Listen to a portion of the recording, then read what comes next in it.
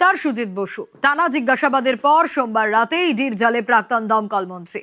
ইডির দাবি, দক্ষিণ দমদম পুরসভার বিভিন্ন পদে অন্তত 150 জনকে বেআইনিভাবে নিয়োগ করে কোটি কোটি টাকা কামিয়েছেন সুজিত বসু। 21শে মে পর্যন্ত ইডি হেফাজত।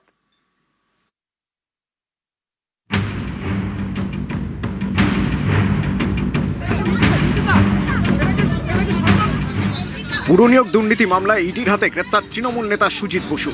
সোমবার 10.5 ঘন্টা জিজ্ঞাসাবাদের পর প্রাক্তন দমকল মন্ত্রীকে গ্রেপ্তার করে ইডি।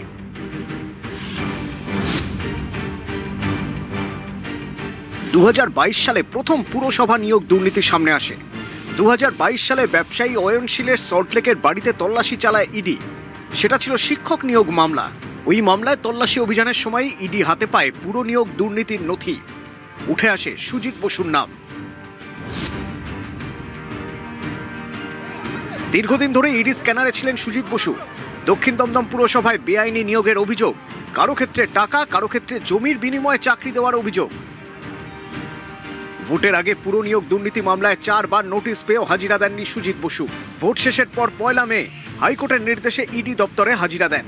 প্রায় 9 ঘন্টা তাকে জিজ্ঞাসাবাদ করা হয়। এরপর সোমবার 10.5 ঘন্টা জিজ্ঞাসাবাদের পর সুজিত বসুকে গ্রেপ্তার করে ইডি।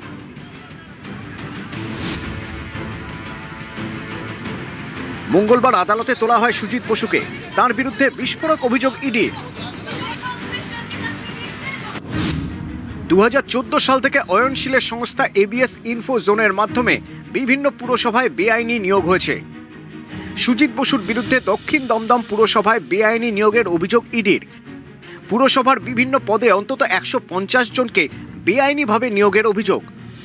ইডির অভিযোগ, শিক্ষক নিয়োগ দুর্নীতিতে জড়িত সুজিত বসু। এর ডিজিটাল প্রমাণ মিলেছে। চাকরির বিনিময়ে মোটা টাকা নিয়ে সেই টাকা দিয়ে ফ্ল্যাট কেনা হয়েছে। সুজিত বসুর একাধিক ব্যাংক অ্যাকাউন্টে বিপুল অঙ্কের টাকা মিলেছে। প্রায় 17 কোটি টাকা তিনি তার ছেলে মেয়ের অ্যাকাউন্টে ট্রান্সফার করেছেন। শ্রীভূমিতে একটি প্রজেক্টের জন্য 3টি ফ্লোর নিলেও টাকা না দেওয়ার অভিযোগ। বিধাননগরের প্রাক্তন বিধায়কের ছেলের রেস্তোরাঁয় জমা পড়েছে প্রায় 6 কোটি টাকা। সুজিত বসুর ছেলের আরেকটি রেস্তোরাঁ রয়েছে।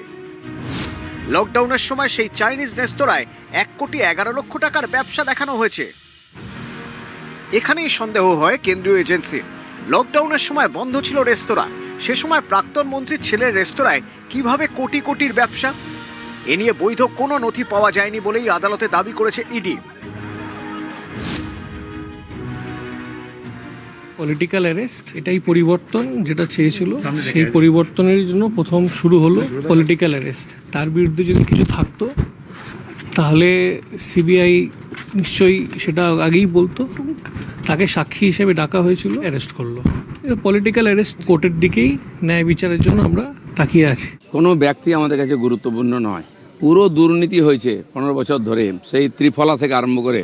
তা তদন্ত হবে। মানুষের এটা অধিকার আছে, তাদের টাকা যারা চুরি করেছে তাদেরকে শাস্তি দেওয়ার অধিকার আছে। সরকার এসছে, সরকারের দায়িত্ব দুর্নীতিবাজদেরকে আইনের সামনে নিয়ে আসা। প্রশাসন সেই কাজটা করবে, আইন তাদেরকে সাজা দেবে।